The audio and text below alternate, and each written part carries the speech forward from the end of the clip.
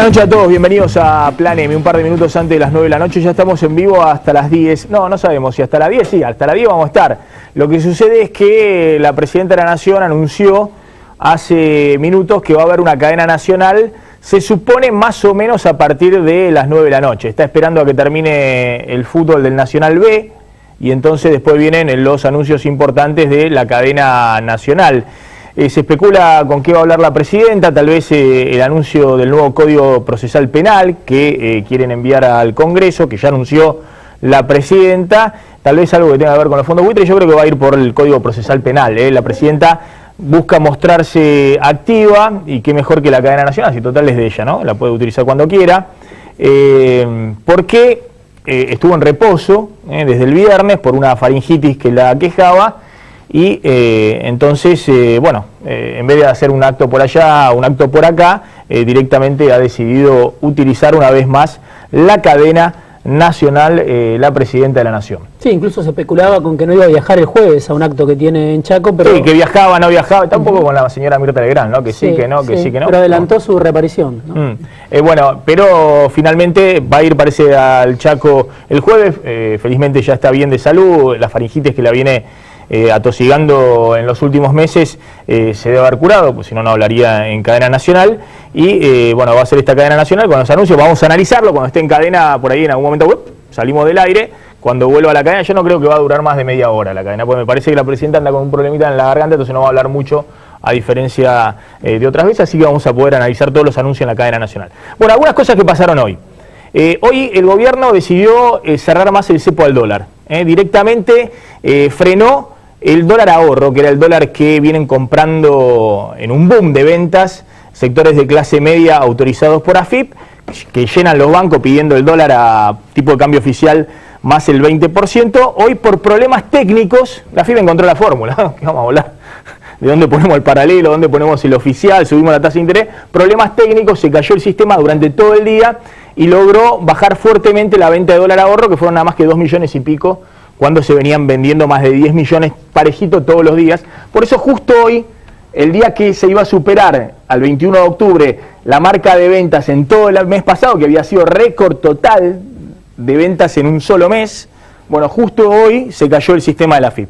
La propia AFIP explicó que hubo problemas técnicos. Anda muy bien el sistema de la AFIP de Echegaray, hay que decirlo esto, el que autoriza la venta de dólares para los particulares o para los que quieren viajar. Después otra cosa es que te autorizan poco, en base a tus ingresos, pero el sistema anda muy bien, salvo hoy, que era justo un día clave, entonces el gobierno le bajó la palanquita por problemas técnicos al dólar ahorro. Un ratito vamos a hablar de que el gobierno ha decidido cerrar más el cepo al dólar y operativos policiales. Hoy ha habido operativos de todo tipo, en la policía, la gendarmería, los buzos tácticos, estaban todos en la City porteña, porque el gobierno con esos operativos ha decidido tratar de calmar las aguas, frenar un poco la pérdida de reservas y en todo caso está dispuesto a pagar el costo de más recesión, pues también está frenando importaciones, pero no quiere devaluar, no quiere otra devaluación, verdaderamente sería mortal desde el punto de vista económico y también desde el punto de vista de la credibilidad del gobierno. Así que está con la idea de cerrar el cepo, operativo policial por todos lados, encontrando cruzamientos que todos conocen hace 10 años en la City porteña. Es más, si hurgan bastante van a encontrar no solamente vinculación entre bancos, agente de bolsa, cambista, cueva y todo eso, sino hasta funcionario por ahí encuentran. Si hurgan bien con algún juez federal que quiera, o de penal económico que quiera investigar. Pero bueno, así están las cosas y la decisión política de no devaluar, lo cual está bien, porque en este momento la situación económica no da para otra devaluación como la de enero, pero a costa de más recesión. Y la pregunta es, ¿qué hace Cristina de enero con los fondos buitre? En este contexto económico que implica más recesión, más caída del nivel de actividad, hay mucho movimiento político, digo Genú. Y hoy se conoció otra foto de Massa con los radicales. Sí, una foto postergada, se esperaba ya para la semana pasada, pero finalmente se concretó hoy. Sergio Massa en Tucumán, con José Cano, el diputado radical. Una foto... Es candidato a gobernador en Tucumán y que desafía al poder de Alperovich, el gobernador por 3 mandatos consecutivos del peronismo en Tucumán, ¿no? Acá está José Cano, en un rato vamos a hablar con él. Sí. Hombre clave porque después del cierre de Massa con Gerardo Morales en Jujuy, desafiando a Feldner, otro capitoste del peronismo, el gobernador de Jujuy, ahora Massa bancando a Cano en Tucumán, desafía a otro de los gobernadores fuertes del peronismo de Cristina a nivel nacional. Sí, por eso hay que charlarlo con Cano, a ver quién apoya a quién. Sí, como se dijo hoy, Massa apoya la candidatura de Cano y Cano no apoya la candidatura a presidente de Massa, o si ambos se apoyan mutuamente. Hoy dentro del espacio UNEN salieron varias voces autorizadas a bancar este tipo de fotos, a bancar este tipo de acuerdos. Ernesto Sanz fue el primero, dijo esto no genera ningún problema a nivel nacional, ¿cómo nos vamos a oponer a que Massa tenga respalde hoy a Cano frente al Perovich? Lo mismo en otras provincias. Bueno, la única que hasta ahora se planta fuerte es Elisa Carrió, ¿no? Que hoy hizo una declaración criticando duramente, quedó como la referente de los radicales de principios, dijo Elisa Carrió. Claro, porque cruje UNEN, crujen los candidatos presidenciales de UNEN, tanto Cobos como el propio Hermes Wiener, porque sin duda los referentes radicales provinciales que tienen posibilidades de ser gobernadores están buscando también una figura nacional que los arrastre. Seguramente Cano no va a decir que no es así y demás, vamos a hablar con él un ratito, pero da la idea de que buscando un referente en Massa o en Macri en algunos otros casos, también están buscando una figura fuerte a nivel nacional que los arrastre. Pero yo creo que también el dato político es que Massa desafía al PJ, es decir, y por eso el PJ quiere ponerse bajo el ala de Scioli. Es decir, de un candidato a nivel presidencial que también los arrastra a ellos. Y por eso el cierre de Cristina con Scioli en los últimos días, donde el propio kirchnerista empieza a aceptar a Scioli. Es decir, si Massa va a desafiar a nivel provincial, y también Macri en su momento, a los gobernadores del PJ, los gobernadores del PJ no van a ir con Máximo Kirchner, el candidato a presidente. Ya está la cadena nacional, bueno, ya está moviéndose la bandera, entonces en cualquier momento aparece... Y el LS82, Canal 7, la televisión pública, junto a todas las emisoras que integran la cadena nacional de radio y televisión de todo el país y el servicio internacional RAE, Radiodifusión Argentina al Exterior, con motivo del envío al Honorable Congreso de la Nación del proyecto de ley del Código Procesal Penal de la Nación. Desde el despacho presidencial de Casa de Gobierno habla para todo el país la señora presidenta de los 40 millones de argentinos, la doctora Cristina Fernández de Kirchner. Muy buenas noches a todos y a todas. Tal cual lo anunciamos días pasados con motivo de la presentación y de la promulgación del nuevo Código Civil y Comercial reunificado que sancionará el Congreso y promulgará el Poder Ejecutivo. Hoy estamos enviando al Parlamento argentino un nuevo instrumento. En este caso, tal cual fue anunciado, el Código de Procedimientos Penal. ¿Cuál es la diferencia? Primero, entre aquel código que reunificamos, que databa de 1869, uno, y de 1862 el otro. En principio eran códigos, y son códigos de fondo muy, pero muy importantes. ¿Por qué?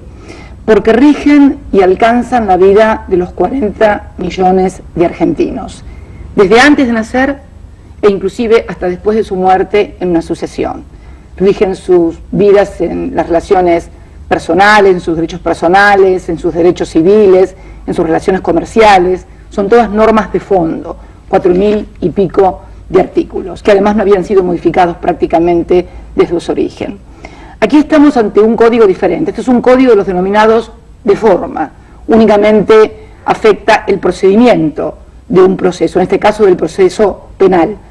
Y entonces el universo que alcanza es un universo más restringido, pero no menos importante. ¿Qué universo es? Por ejemplo, 60.000 personas, que son las que actualmente están detenidas en la República Argentina.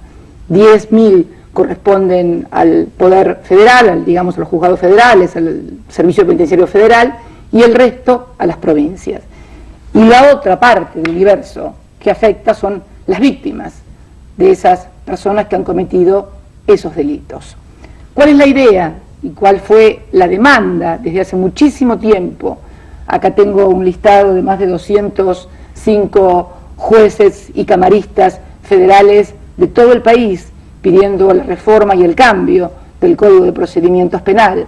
También toda la academia, todos los juristas pedían este cambio, y también lo pedía la sociedad. La sociedad tal vez no por las razones técnicas, jurídicas o específicas que muchas veces tenemos los abogados, sino por razones más sencillas, más vitales, más cotidianas, asegurar una administración de justicia penal mucho más segura y que contemple la reparación de las víctimas y también la participación de las víctimas como contralor en los procesos. Actualmente está rigiendo un código que se denomina el Código Levene, porque su autor fue el entonces presidente de la Suprema Corte de Justicia, el doctor Levene, y se sancionó en el año 1991. Es un código mixto, es un código entre inquisitorio y acusatorio. ¿Cuál es la diferencia? El inquisitorio, el proceso penal, cuando se comete un delito, lo dirige el juez. El acusatorio investiga el fiscal. Acá se hizo un sistema mixto. El juez puede delegar, si quiere, en el fiscal la investigación, y si no quiere la hace enteramente él, y si quiere tampoco la hace, y por allí se cajonean los expedientes o pasan las cosas que pasan y la gente tiene esa creciente, evidente y concreta situación y sensación de que no hay una justicia que la proteja. Aquí estamos instalando el sistema acusatorio. ¿Qué es el sistema acusatorio? Delega en el fiscal toda la investigación, no le quita las facultades que le son propias al juez, obviamente. El juez es el que decide las resoluciones judiciales, el juez, como su nombre lo indica, es el que juzga, es el que absuelve, es el que condena, pero la investigación es conducida, dirigida y está a cargo del fiscal. Pero con una gran novedad, en este caso también introducimos en el código a las víctimas, no como meros querellantes como están actualmente, sino van a poder participar en el proceso junto al fiscal, junto al juez, exigiendo medidas, produciendo medidas e inclusive proponiendo la dirección del proceso cuando el juez y el fiscal no lo hagan. Quiero reseñar algunas de las cuestiones o principios generales que va a tener este código. Todas las decisiones serán orales, en audiencia pública y con decisión en el mismo momento, frente a un procedimiento actual escrito, pesado, lento, sin control de las partes. La oralidad da una contemporaneidad a las decisiones y una publicidad y una participación por parte de la víctima que hoy no tiene, y también por parte de la sociedad, un control. La investigación que hoy lleva, o lo que se denomina normalmente instrucción en las causas, que hoy lleva entre 3 o 4 años, se realizará a lo máximo en tan solo un año, y el juicio oral deberá realizarse entre 5 y 30 días determinada la investigación o instrucción. Esto no es como algunos dicen que si transcurre un año prescribe la causa, prescribe la acción en absoluto. La causa no prescribe si el juez o los fiscales no cumplen con los plazos perentorios, mucho más cortos, y con todos los procedimientos que establece este nuevo código van a tener sanciones, que pueden ser sanciones graves. Uno de los problemas que hoy tenemos es que cuando no pasa nada en un juicio, tampoco le pasa nada al fiscal y tampoco le pasa nada al juez, porque no hay sanción. Este código prevé que si los fiscales, en su carácter de investigadores, o los jueces, en su carácter de juzgadores, no cumplen con los plazos perentorios para juzgar, para investigar, van a ser sancionados con sanciones graves. Y ya se sabe que 3 sanciones graves, de acuerdo a la legislación vigente, son causal de juri para un juez, y seguramente cuando se modifique la ley del Ministerio Público Fiscal también serán causal de juri para un fiscal. Pero no solamente esto, sino que las apelaciones a las sentencias se deberán resolver también en 5 días desde el mismo momento en que se interponen. Y vuelvo a reiterar, es muy importante que todos nos grabemos esto en la cabeza. En ningún caso el vencimiento de los plazos genera la extinción o la prescripción de la pena, sino, como les decía, el incumplimiento de los plazos judiciales acarrea sanciones graves para los magistrados. Para evitar decisiones injustas se establece esa tutela judicial de la víctima que le permite participar activamente en el proceso. Este sistema acusatorio en realidad no es ninguna novedad. El único país que todavía sigue con un sistema mixto somos nosotros, Argentina. A partir del próximo 5 de noviembre, hasta la República Oriental del Uruguay tendrá el sistema acusatorio. Todo el continente americano tiene el sistema acusatorio. El sistema mixto me hace acordar aquella frase que decía el general Perón acerca del sofá-cama, ¿no? Que no sirve ni como cama ni como sofá. Bueno, con este sistema en realidad no ha servido para tener una justicia que esté a la altura de las necesidades y de las demandas de la sociedad. Y esto, además, también se ha visto reflejado en numerosísimos proyectos presentados por muchísimos partidos de la oposición en el propio Parlamento para precisamente adoptar el sistema acusatorio. También es importante el tema de la famosa puerta giratoria de la justicia, esa que tanto se quejan muchas veces quienes actúan en las funciones de seguridad, que tienen un fuerte accionar, que se preocupan por combatir el delito en la calle, en la acción, al frente de la policía, de la prefectura o de la gendarmería, y ven lo que se dice la puerta giratoria, el delincuente que entra por una puerta y sale inmediatamente por la otra. Hace pocos días tuvimos también la experiencia de una persona que había cometido un delito a vistas de todo el mundo y salió sorprendentemente en libertad. Bueno, este nuevo código va a establecer la prisión preventiva en base, para terminar con esta puerta giratoria, se debe tener en cuenta la naturaleza y circunstancia del hecho, la conmoción social que haya generado, lo que los abogados denominamos strepitus fori, estrépito en el foro. Cuando hay un hecho que produce conmoción social, no solamente importa si la pena es grave o no, sino también que la sociedad se sienta protegida y segura por sus organismos institucionales y jurisdiccionales. Y también se tendrá en cuenta la reincidencia del autor. Es un clamor de la sociedad que la reincidencia sea tomada como una causal para determinar la prisión preventiva y no otorgar la libertad de quien ha cometido un delito, o por lo menos se presume que ha cometido un delito. También quienes cometan delitos graves van a estar presos desde el primer día de la investigación y condenados en menos de 10 meses. Esto es lo que prevé el código nuevo que estamos presentando. Y también una figura que seguramente va a generar alguna controversia, la expulsión de extranjeros. ¿Pero en qué casos? En aquellos casos en que extranjeros que tienen algún tipo de irregularidad en su presencia en el país son sorprendidos infraganti en la comisión de un delito. En ese caso van a ser extrañados del país, o sea, expulsados del país, no podrán volver a reingresar por 15 años y si lo hacen serán juzgados por el delito por el cual fueron extrañados. Sé que algunos van a decir, pero eso no va contra el artículo 20 de la Constitución que trata... No, miren, hay un artículo muy importante en la Constitución que se refiere al funcionamiento de uno de los poderes del Estado, el Poder Legislativo, que es el artículo 69, y que establece los fueros para los senadores y para los diputados, fueros que tienen en virtud desde muchísimos tiempo, no solamente desde la edad moderna, sino desde la Edad Media, inclusive fueros, pero fundamentalmente son fueros que protegen para que un legislador no pueda ser arrestado, salvo el caso de ser sorprendido infraganti, delito, o sea, con las manos en la masa.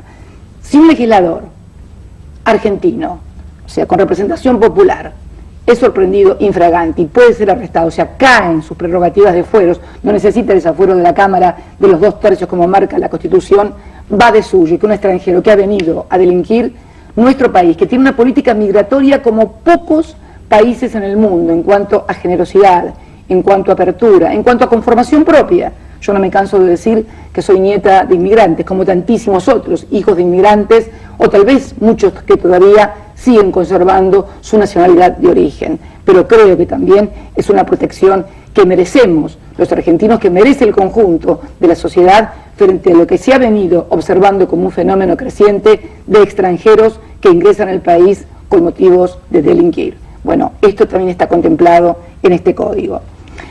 Proponemos también al Congreso una comisión bicameral, integrada por todos los partidos políticos, para que sea, esto va a estar no obviamente en el cuerpo del código, sino en la ley de aprobación, para que con posterioridad a la sanción del código se dicte una ley de implementación y se haga un monitoreo sobre el funcionamiento del código. Queremos la participación amplia de todos los sectores para que sea realmente un código que le sirva a la sociedad. Miren, yo estaba hojeando lo que significa el tema de algunas cosas que he escuchado en estos días decir que la acción penal se extinguirá en 2 años. La acción penal no se extingue, y ya lo reafirmo. Es más, cuando el delito es de cierta complejidad, los plazos que están establecidos en este código se duplican para permitirle, en este caso, al fiscal realizar una investigación acorde con la complejidad del delito que se ha cometido. También se decía que era para evitar que casos... No, el código se aplica a partir de su sanción y de su implementación para los casos futuros. Todas las causas que están actualmente en trámite siguen rigiéndose por el Código Levene y por las normas que están en vigencia hoy. Acá lo que se quiere realmente es que se trate con celeridad este Código de Procedimientos y que entre también con celeridad su implementación, porque va a significar un avance fundamental en el problema del combate contra el delito. Fíjense que no hablo de la inseguridad, un tema que tiene mucho marketing, porque yo siempre digo que en realidad lo que tenemos que intensificar, mejorar, son los instrumentos de combate contra el delito. Quien les asegure que a partir de tal fórmula, de tal procedimiento o de tal gobierno se va a acabar la inseguridad, le está mintiendo, y el que lo crea es un tonto. Lo que necesitamos fundamentalmente son dotar de instrumentos a nuestras fuerzas de seguridad, a nuestra legislación, y fundamentalmente de penas también, no solamente para los que delinquen, sino de penas también para los que no actúan en tiempo y forma de acuerdo a sus responsabilidades como jueces o como fiscales frente a la comisión de un delito y para tutelar a las víctimas. Por eso las víctimas tienen una participación muy intensa, muy activa y muy decisiva, que excede con creces el mero rol de querellantes que hoy la justicia reconoce a cualquier víctima. Se asegura también que se le dará todo, y esto quiero detenerme un poquito porque creo que es bueno, y no es que uno se ponga maestra civil, yo sé que mañana van a decir que hizo dar una clase de derecho constitucional, no, simplemente quiero que la gente sepa cuáles son los instrumentos que rigen su vida, de la misma manera que les dije que ese Código Civil y Comercial nuevo era un código de fácil acceso, de fácil lectura, que permitía que la gente se empoderara de los derechos. La gente tiene también que empoderarse de las cosas que tiene la Constitución y que ha creado la Constitución para su beneficio. El tema de la figura del procurador fiscal como ministerio público extrapoder fue creado por la Constitución del año 94. ¿Qué significa esto? Hasta el año 94, que se reformó la Constitución, cuando uno iba a la parte segunda de la Constitución, que se divide en 2 títulos, gobierno federal y gobiernos provinciales, tenía 3 secciones nada más. La primera dedicada al poder legislativo, la segunda dedicada a las atribuciones y funciones del poder ejecutivo, y la tercera dedicada a las atribuciones y funciones del poder judicial de la nación. En el año 94, y por decisión del núcleo de coincidencias básicas que se aprobó en el Parlamento para la nueva Constitución y que fue inspirado, por lo menos en esta construcción del Ministerio Público Extrapoder, fue fundante la presencia del expresidente Raúl Alfonsín, que fue uno de los que inspiró e impulsó que se creara un Ministerio Público Extrapoder. ¿Por qué? Porque hasta ese momento los fiscales dependían del Poder Ejecutivo. Sí, hasta el año 94 los fiscales podían recibir instrucciones del presidente de la Nación. Entonces, ¿qué se hizo? Se creó en el artículo 120 como 4ª sección. ¿Qué significa esto?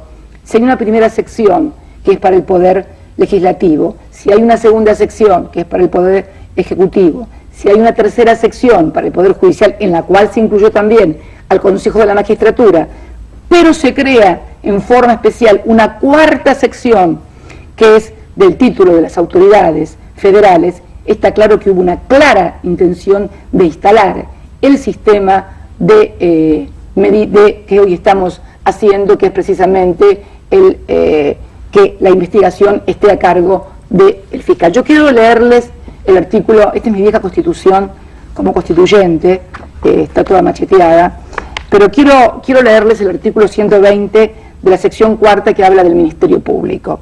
Dice: el Ministerio Público es un órgano independiente. Fíjense ustedes, es un órgano independiente, con autonomía funcional y autarquía financiera, que tiene por función promover la actuación de la justicia, promover la actuación de la justicia, o sea, coloca en el Ministerio Público la acción de reivindicación, lo que nosotros llamamos los abogados la vindicta pública, la acción pública en cabeza de la Procuración o del Ministerio Público Fiscal.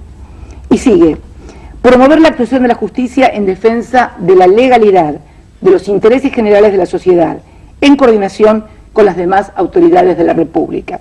Estará integrado por un Procurador General de la Nación y un Defensor General de la Nación y los demás miembros que la ley establezca. Sus miembros gozan de inmunidades funcionales e intangibilidad de remuneraciones. Es el único artículo de la sección 4ª de la Constitución Nacional. Y uno lo entiende porque, y que haya sido precisamente en este caso el radicalismo en la figura del doctor Alfonsín, el que haya impulsado este sistema acusatorio por sobre el inquisitorio y que lo haya querido plasmar en la Constitución como lo plasmó. ¿Por qué?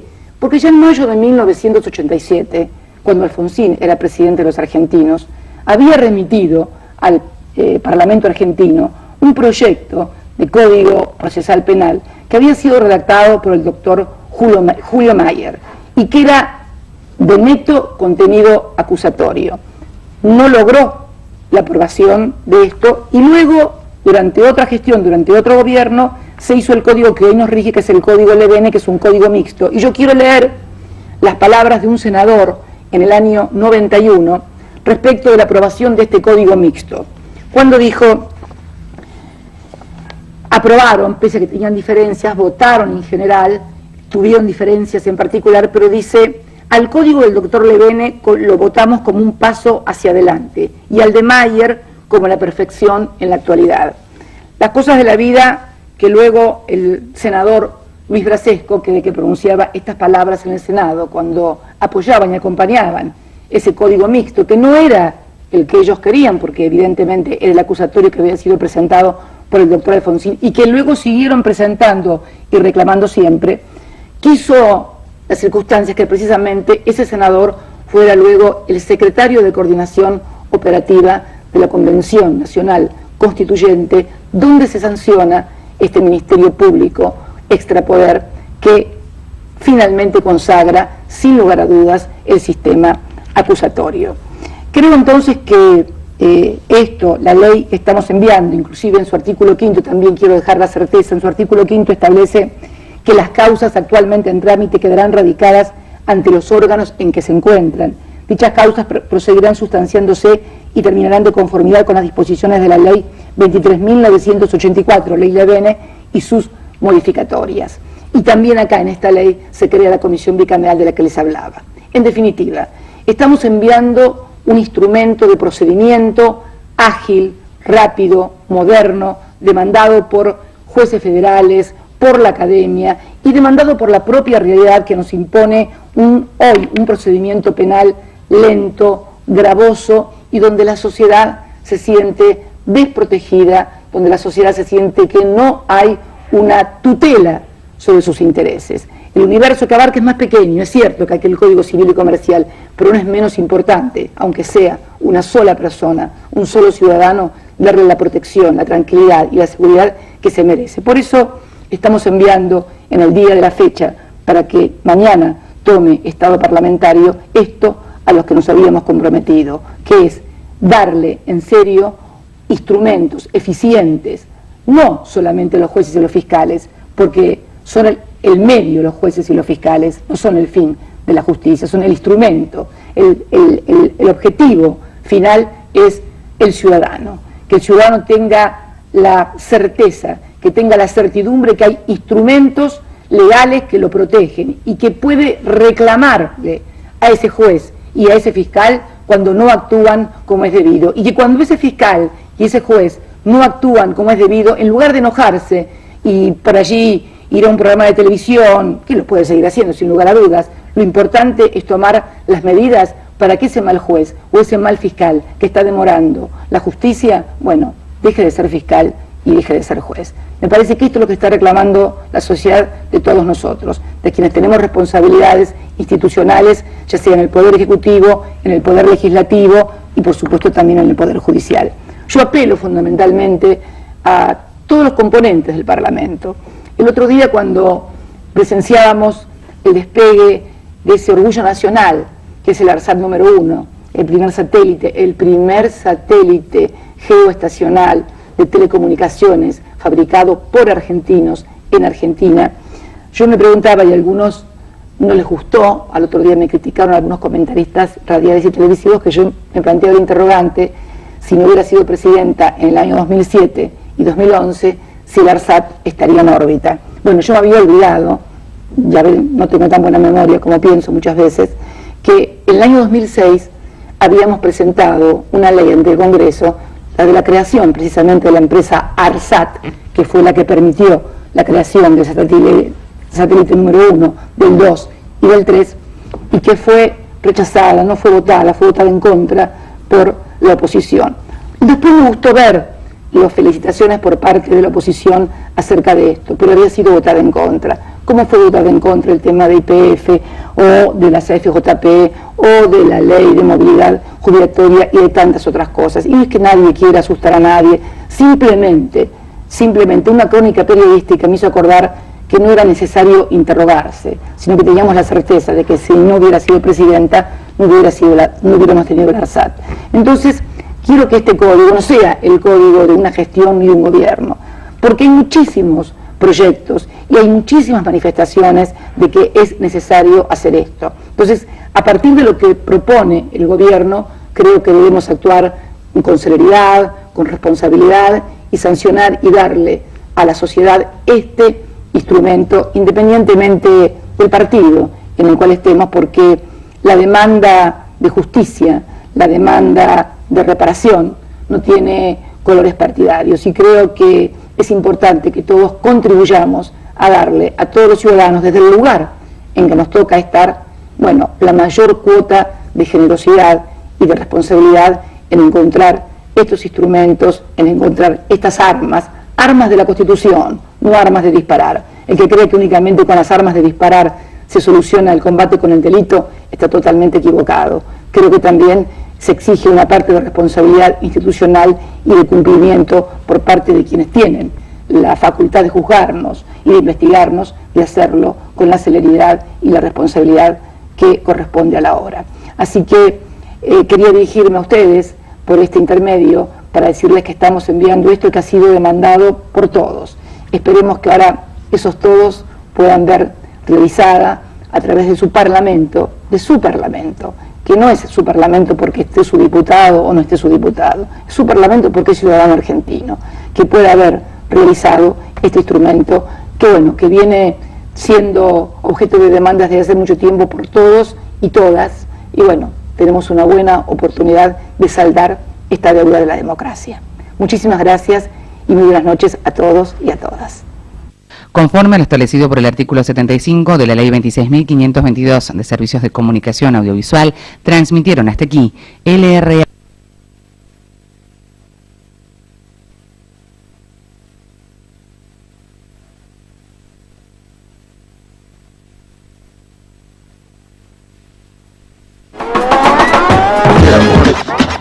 Bien, ahí estaba la presidenta en cadena nacional, la escuchábamos durante más de 25 minutos. Bueno, la presidenta planteando el nuevo Código Procesal Penal, el envío del proyecto de ley al Congreso. No nos vamos a detener mucho en este tema porque, bueno, la presidenta ya ha hablado en extenso, en todo caso analizaremos más tarde. Sí hay dos temas importantes. Uno, toma el estilo Bernie, mano dura con el tema de los extranjeros, un tema muy marketinero, sobre todo en todo el país y en particular en Capital y Gran Buenos Aires. Vamos a expulsar a los extranjeros que delincan, a los que se los encuentre infraganti cometiendo delitos. es decir, mano dura para los extranjeros que estén cometiendo delitos, que Bernie dice son una gran proporción de los delincuentes hoy atrapados por la policía. Sí, la presidenta dijo, soy nieta de inmigrantes, queremos a todos los extranjeros, pero a los que delinquen ahí está, los vamos a echar y por 15 años no van a poder volver. Bueno, ahí es interesante porque capítulo, Cristina, ¿no? de la reforma que recién comentaba. Claro, pero es un tema muy marketinado desde el punto de vista político y Cristina muestra una versatilidad muy grande porque hay sectores del kirchnerismo, sobre todo el tema del progresismo kirchnerista, que este tema son muy reacios a tratarlo e incluso están en contra, ¿no? Pero bueno, Cristina muestra esa versatilidad típica del peronismo que hace tiempo no mostraba. Cristina, seguramente Daniel Scioli va a estar feliz con este punto en particular, este anuncio, porque, insisto, tiene mucha adhesión en la opinión pública en Capital y en Gran Buenos Aires. Sí. Esto de expulsar a los extranjeros que se encuentren infraganti en un delito sin proceso penal. No sí, está claro. Sí, no, en principio sin proceso penal. Claro. Sin proceso penal se lo expulsa. Y por 15 años no van a poder volver al país. Sí, eso es lo que comentó recién la presidenta, se verán después los fundamentos, esto entra mañana al Congreso, hay que analizarlo, pero lo que acaba de comentar tiene que ver con eso, tiene que ver con terminar con la puerta giratoria, dijo la presidenta. Que esto de que entran por una puerta sí, a las comisarías los delincuentes y salen por la otra. Una frase que suele usar Sergio Massa, entre otros candidatos. Sí. Bueno, la presidenta las hizo propias esos términos, dijo, esto se va a terminar a partir de ahora y se cambia a un sistema... Está bueno, la verdad que después de 11 años darse cuenta que funcionaba la puerta giratoria es un tema relevante y muestra ese tono de la presidenta de encontrar justo el momento, ¿no? Y hacer propios a algunas banderas de la oposición. Como vos decís, hizo campaña con la puerta giratoria Sergio Massa en la última elección y ahora la presidenta reforma todo el Código Procesal Penal para ir con estos dos puntos que, insisto, tienen mucha adhesión en la opinión pública. Terminar con que el delincuente entra por una puerta y sale por la otra. ¿Esto incluye a los jueces federales y los casos de corrupción? No. No habló en ese caso. Pero no importa, es importante lo mismo. Entran por una puerta y salen por la otra. Y el otro tema, bueno, lo de echar a los extranjeros que cometan delitos. Sí, y el otro punto es, se pasa del sistema mixto que en este momento existe al sistema acusatorio que va a dejar en manos del fiscal toda la investigación.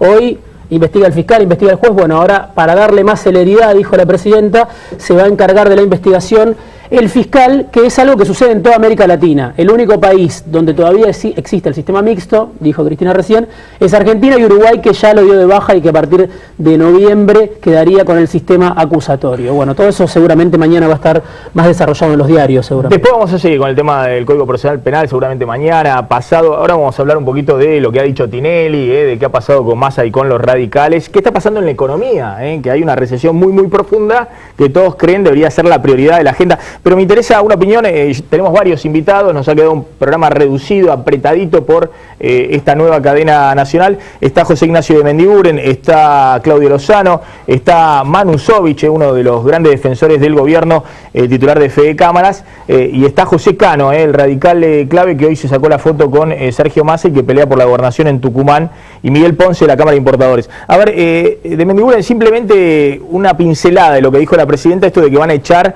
a los extranjeros delincuentes. Bueno, yo creo que escuché que era sin proceso previo, me parece que todo es un disparate, ¿no? Me parece que expulsar sin proceso, me parece que he escuchado mal.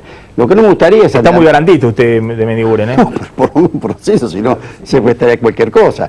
Pero por eso yo digo, estamos acostumbrados a esto que de golpe hay que tratarlo, ahora lo vamos a tener que tratar en 3 semanas, otra vez a las 3, hasta las 3:30 de la mañana debatiendo. Me parece que cosas como estas que son importantes merecen otro tratamiento, ¿no? Terminar con estos temas de que no se puede discutir, como que después de 11 años descubrimos que esto había que hacerlo y vamos a tener 24 horas para analizarlo. Así que me parece más prudente decantar esto, ver de qué se trata. Entre lo que uno ve y lo que después está escrito puede haber mucha diferencia, así que esperemos ver el proyecto que llegue mañana al Congreso. ¿Lozano?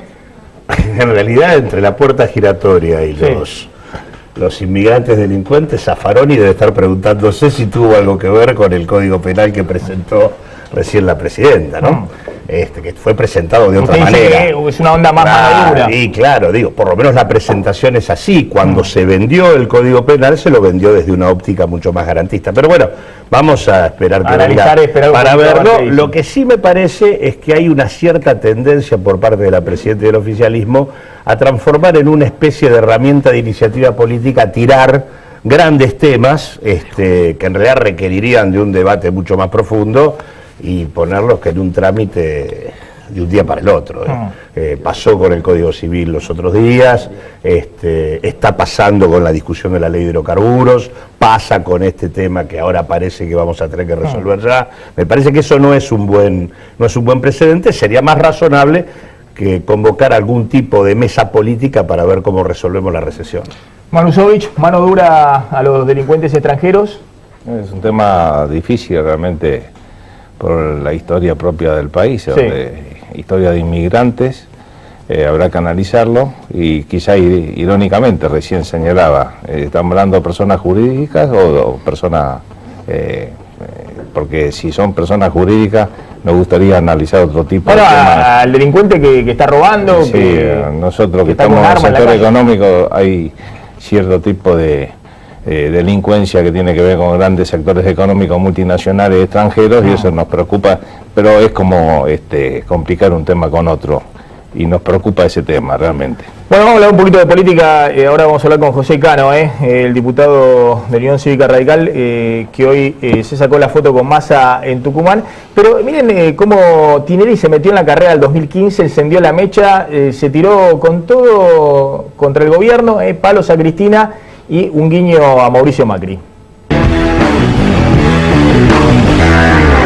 Marcelo Tinelli no dejó pasar la oportunidad de hablar sobre el gobierno nacional.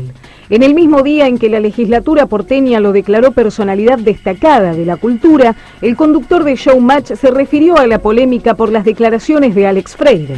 Tinelli habló acompañado por Aníbal Pachano, a quien el militante kirchnerista que defiende los derechos de los gays le había anunciado la muerte si en 2015 ganan Mauricio Macri o Sergio Massa. Esta cosa que yo escuché en algún momento de vamos por todo, parecería ser que vamos por todo, es vamos por todo incluso por tu vida, por lo que sea, porque hay que pensar de una manera, si no, parece ser que el diálogo acá no existe, pasamos a ser enemigos de quien piense diferente. El animador habló de Freire sin nombrarlo y dijo que hoy en la sociedad reina la violencia, porque el gobierno crea enemigos permanentemente.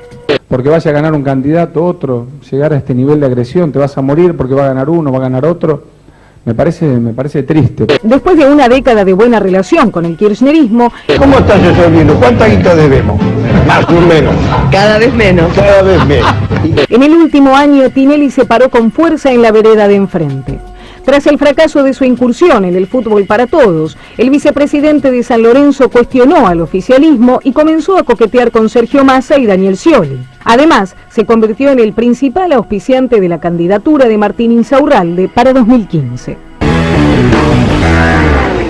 Bueno, se ha planteado la lógica, digamos, amigo y enemigo desde hace rato, y ahora, bueno, el gobierno está apostando un poco a la estrategia del miedo, digamos, lo que no nos acompañan. Quieren volver a los 90. Yo veo cuánta energía puesta en cualquier cosa menos en ocuparnos de las cosas que nos puedan volver a hacer crecer.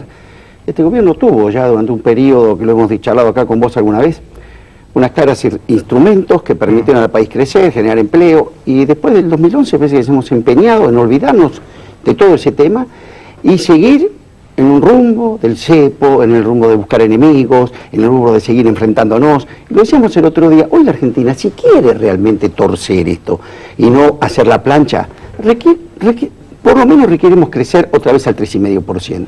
Para eso es indispensable 6 puntos más de inversión. Este es el camino para lograr inversión. Este es como pincharte la cantimplora en el desierto. Es todo un día un nuevo enemigo y una energía puesto. Fíjate ahora, con los anuncios de hoy, otra nueva energía que en el Congreso vamos a dedicar mucho tiempo a esto. Mientras tanto, la inflación, la caída de nivel de actividad, suspensiones, nivel de empleo, no está en la agenda. Entonces, me parece que esta energía, si es lo que va a prevalecer de acá hasta el 2015, y nos va a costar muchísimo revertir esto. ¿La prioridad es esa hoy, la situación económica, Lozano? Yo decía, el gobierno ha optado evidentemente por cerrar más el cepo, bancarse más recesión, pero no volver a devaluar, tratar de cuidar las reservas. Hoy lo que pasó con el dólar ahorro, bueno, acá está Miguel Ponce, la Cámara de Importadores, están frenando las importaciones, genera más recesión, pero no volver a devaluar, no perder los dólares. ¿Esa es hoy la pulseada del gobierno, la gran preocupación? En todo caso, llega enero, algunos dicen, bueno, si cierra con Scioli y Cristina, en enero arregla con los buitres. Yo tengo la impresión de que el gobierno efectivamente se curó en salud. Ya se percibió que la devaluación sola no resuelve absolutamente nada. Es más, es un nuevo saqueo sobre el bolsillo del conjunto de la sociedad. Por lo tanto, la verdad que volver a reeditar la experiencia que se vivió en enero no sería lo más conveniente. Por lo tanto, me parece razonable que intenten tratar de buscar otro camino. Ahora, la verdad es que uno ve estrategias tímidas en ese sentido, ¿no? Si uno quisiera evitar la devaluación, tendría que sentarse sobre las reservas. No debería estar pensando que sobre 15.000 millones de dólares de reservas netas va a usar 12.000 para pagar deuda, porque eso indica ya que vamos a devaluar. El presupuesto que lleva el Congreso es un canto a la devaluación. Y debería estar pensando en algún tipo de reactivación ahorradora de divisas. Resulta absurdo, por ejemplo, querer reactivar el sector automotriz. El sector automotriz consume todas las divisas. Consume un déficit en divisas de alrededor de 6.000, 7.000 millones de dólares cuando está funcionando de manera completa. Por lo tanto, es muy incoherente en ese sentido. Lo que sí creo que el punto nodal de la transición es el agravamiento de la conflictividad social de la Argentina. Nadie lo está viendo. En la Argentina de la época kirchnerista no hubo paros nacionales y en los últimos 2 años hubo 3. 3 paros nacionales que se podrá discutir cuánto más o menos acatamiento tuvieron, pero lo tuvieron. En realidad, después de una elección presidencial, la manifestación general más importante en términos nacionales, diciendo o expresando malestar, es el paro.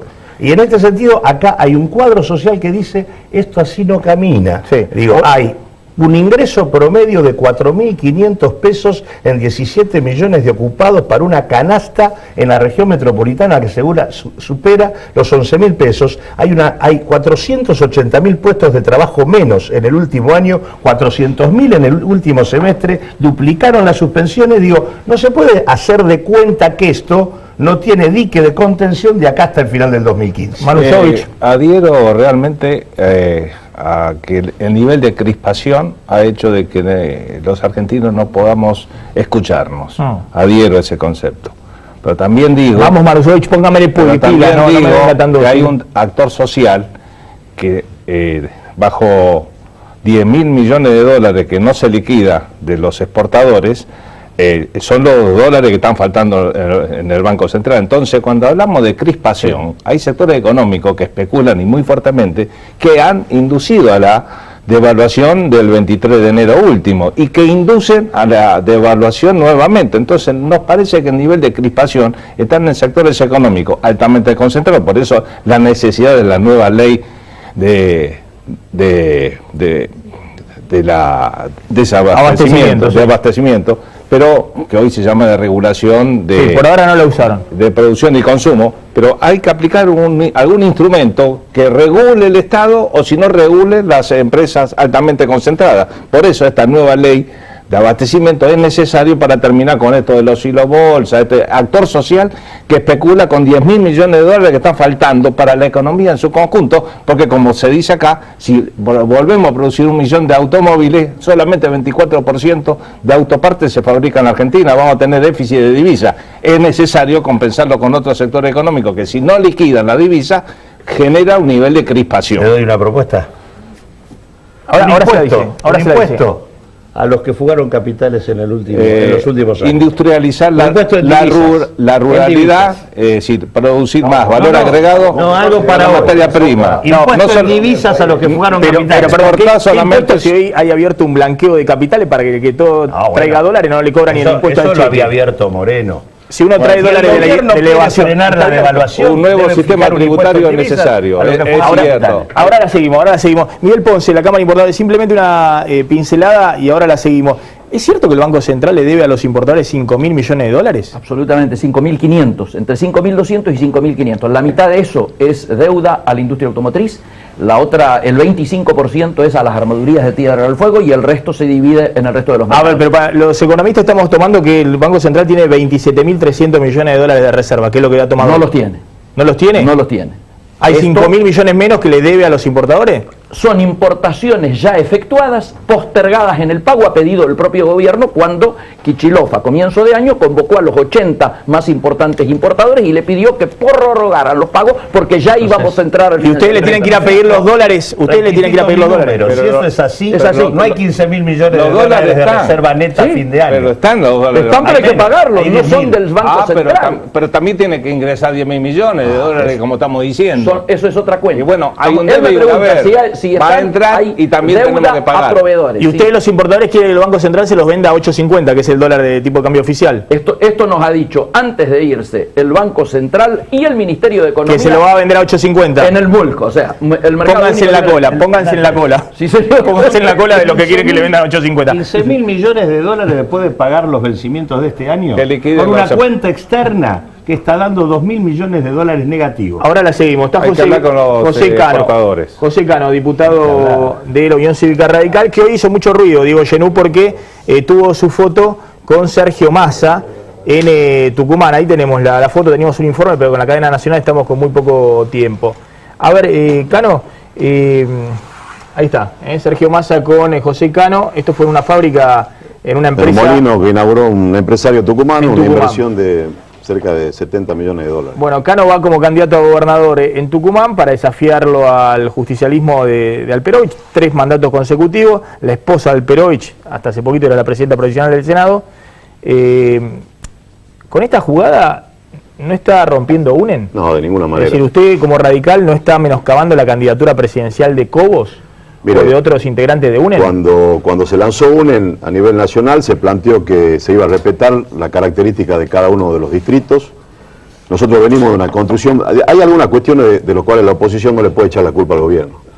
Si la oposición tiene la responsabilidad de darle, en mi caso, a la oposición en Tucumán, a los tucumanos una opción de gobierno distinta a lo que significa el matrimonio Alperovich, que cree que el Estado forma parte de su propio patrimonio y que no tiene problema en decir que si votan a un candidato de la oposición se van a terminar los medicamentos, le van a quitar los planes, no van a tener la asignación universal. Es decir, no hay nada más indigno que un dirigente político usufructe de la necesidad, de la condición económica de un ser humano para someterlo a consolidar su proyecto hegemónico de poder. Entonces, nosotros en el 2007 construimos con la fórmula Labaña Morales un frente con el peronismo que llevó a José Ignacio García Hamilton a ocupar una banca en la Cámara de Diputados. Pero le fue mal esa fórmula, Labaña Morales salió tercera. Bueno, está bien, yo te estoy haciendo una cronología de cómo nosotros venimos armando, pues consolidar un proyecto alternativo de poder no es de un día para otro. En el 2009 se lanzó el Acuerdo Cívico y Social. Tucumán es el único distrito donde el Acuerdo Cívico y Social no se disolvió. Lo consolidamos, hay una mesa de conducción del acuerdo. El peronismo forma parte del Acuerdo Cívico y Social en Tucumán. El año pasado yo renuncié al Senado, me presenté como candidato a diputado porque había una clara intención de Alperovich de ser candidato testimonial, reformar la Constitución y tener un mecanismo de reelección indefinida. Y hubo un sector importante del peronismo que se sumó al frente, concejales, un ex vicegobernador, ex legisladores, que nos acompañan en el Acuerdo Cívico y Social, y eso permitió que en la elección del año pasado, sobre los 4 diputados nacionales, nosotros sacamos 2, el oficialismo 2, con lo cual el resultado electoral fue de un estrecho margen a favor del alperovichismo. Es decir, el UNEN lanza el espacio nacional, se respetan los armados provinciales. Lo ilógico sería que si un candidato a presidente de un espacio político distinto al que yo represento a nivel nacional va a Tucumán, porque hay un sector del peronismo que forma parte del frente y manifiesta su voluntad, que habla muy bien de Sergio Massa, de no dividir a la oposición y de decir, si ustedes vienen transitando un camino juntos, yo te voy a apoyar como candidato a gobernador. A pesar de que a nivel nacional nosotros vamos a trabajar para la candidatura de Ernesto Sanz. Y me parece que eso habla casualmente de lo que de la Argentina que tiene que venir, que extender el manto de la tolerancia, empezar a discutir los grandes temas nacionales. En algunos coincidimos, en otros no vamos a coincidir, pero hoy día tuvimos una reunión con la mesa de enlace en Tucumán con Sergio Massa, planteamos los problemas de asimetría que tiene la región del norte, los problemas que tienen que ver con el control del narcotráfico en nuestra frontera, y me parece que nadie puede de ninguna manera no aceptar o condicionar que un candidato a presidente vaya a apoyar a un candidato a gobernador que tiene posibilidades de ganar en la provincia. Es el esquema en Tucumán. A ver, Diego, una pregunta para acá, ¿no? Sí, Elisa Carrió hoy habló, dijo, yo quedo como la única referente de los radicales de principios, como si hubiera radicales que no tienen principios, Y después Luis Juez dijo que sería bueno que Mauricio Macri participe dentro de la interna de UNEN. Elisa Carrió forma parte de otro partido. Yo tengo 49 años, 30 años de afiliado a la Unión Cívica Radical. Cuando muchos se fueron, entre unos ella, nosotros nos quedamos en el partido, venimos de una construcción del 3% en Tucumán. Yo fui el único legislador radical en el 2007 que se quedó en el partido, y después de casi 40 años le devolvimos una banca en el Senado de la Nación al radicalismo tucumano, y el año que viene vamos a ganar la gobernación. Me parece que Elisa Carrió tiene que hablar de su espacio político. Ella tomó una opción de irse del radicalismo.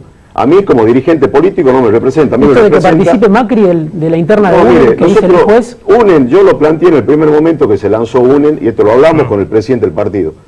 UNEN es un espacio político nacional que tiene que entender que la consolidación de un proyecto alternativo de poder lleva un proceso de tiempo. No es una alianza electoral.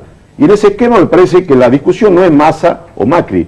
El esquema es, con los candidatos que tiene hoy el espacio, llegar a la elección del año que viene, entendiendo que va a haber varias provincias de la Argentina donde nosotros vamos a ganar, y de alguna manera la actitud que tiene Sergio Massa como candidato a presidente y como uno de los posibles presidenciables del país, de ir a acompañar un proceso político en Tucumán, me parece que habla muy bien de la Argentina que tiene que venir.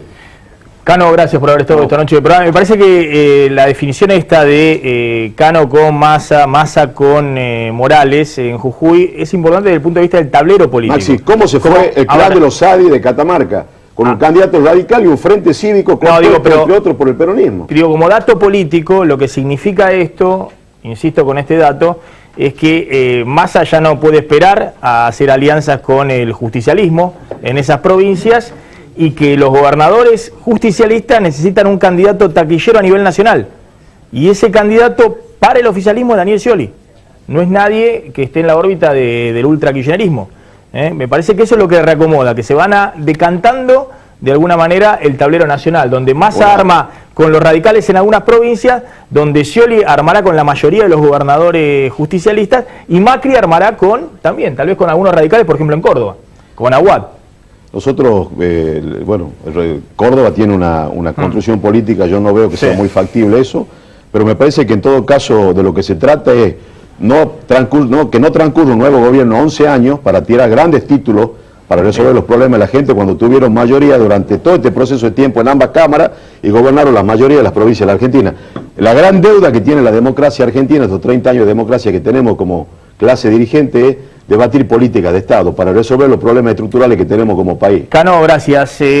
Vuelvo a la mesa. Miguel Ponce, de la Cámara de Importadores, nos confirma entonces que el Banco Central le está debiendo a los importadores 5.000 millones de dólares. Sí, señor. Ese es el reclamo. De importaciones efectuadas, no pagadas. ¿Y hoy hay freno a las importaciones? En efecto, comentábamos recién con de Mendiguren, el día jueves ha surgido una nueva reglamentación del Banco Central por el cual todos aquellos que tienen importaciones que pagarla con anticipo le han achicado de 360 días a 4 meses la posibilidad de demostrar esto para objetivamente la industria en sus aspectos más, yo diría, sensibles, y esto pega directamente en la mano de obra. ¿Por qué? Porque no hay ningún proceso industrial que pueda ser realizado en menos de 6 meses con demostración de que eso llega a posibilidad de demostrar. Se adelantaron importaciones justamente especulando con los nuevos el dólar barato. Entonces, en ese proceso de la balanza... O sea, vos decís que paguen justos por pecadores. Acá le estás pegando a los trabajadores industriales de Córdoba, por ejemplo. No, eso no. Estamos diciendo que el proceso hace de que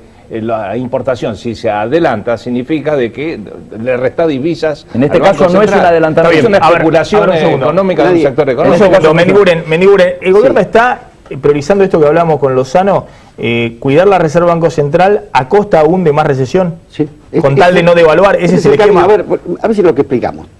La estructura productiva de la Argentina a todos nos gustaría cambiarla, pero hoy por hoy como está. Es importadora dependiente. Por cada punto sube el Producto Bruto Industrial, suben 3 las importaciones. Entonces, pretender de que no vamos a administrar, viene una economía de administración de la escasez, sin afectar el nivel de actividad, es imposible. Por eso, que administrar la escasez, que a veces tiene que hacerse, significa una gran sintonía fina, porque no se puede entrar con un hachazo a tratar de regular el faltante de divisas porque impacta en forma directa en el nivel de actividad. Pero no están los dólares, ¿qué se puede hacer?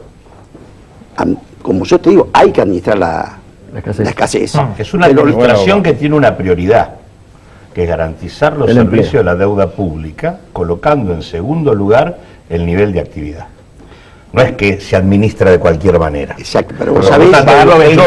El gobierno tiene tres vías de solución de su problema de divisas. Uno, resolverla con recesión, por eso estamos en recesión, porque es el mecanismo para achicar las importaciones y menos. Dos, acceso a algún tipo de crédito, por eso hizo todos los firuletes violentando todo su discurso y el de Manusov, el Club de París, todo lo demás, para volver al mercado financiero internacional. Se le cayó, pero siguió por el lado de China, está buscando el SON con China, con Rusia, cualquier mecanismo. El mercado interno. Y tercer tema es que llegue algún dólar de cualquier manera. Por eso manda esta locura de la ley de hidrocarburos, donde le da cualquier cosa a los mismos operadores petroleros que nos vaciaron durante todo este tiempo, para ver si en nombre de algún dólar que llegue para el 2015 nos hipotecan hasta el 2060. Esa es un poco la situación. Se fue una decisión política que se haya ido a Repsol, es decir, recuperar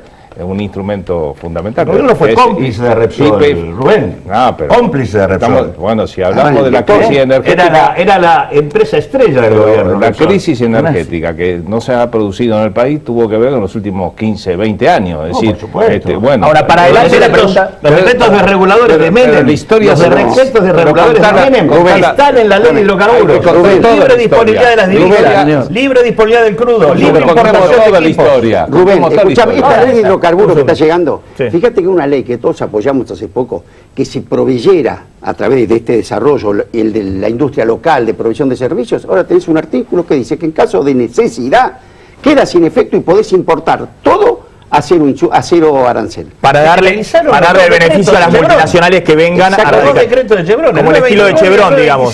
Traje a medida para que vengan, invierta tipo Chevron. Y localmente, todo lo que estamos desarrollando. No se menciona nada. Bueno, ese es el problema. Todo lo que se exportó en este sector económico, hidrocarburo, cuando estuvo Repsol, es lo que está faltando de la crisis. Pero ese es el problema cuando se toman medidas de fondo, estructurales, de largo plazo. La exportación de crudo para que se destile adentro. Políticas del pasado, ahora hay que corregir. Eso es un poco lo que planteaba Lozano, cuando se toman decisiones estructurales de largo plazo por la urgencia del corto plazo. Como estamos desesperados por los dólares, le hacemos el traje a medida a Chevron. Todo junto no podía hacer. La teoría del shock, de Noemi Klein, en la emergencia un país siempre acepta lo que nunca aceptaría en formas normales.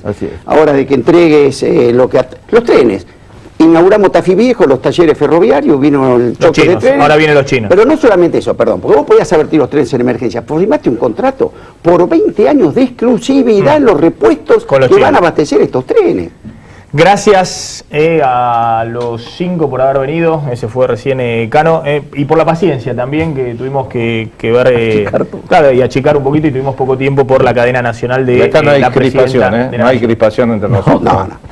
Y quiero decir, para que quede constancia, que Manusovich disfrutó la cadena nacional.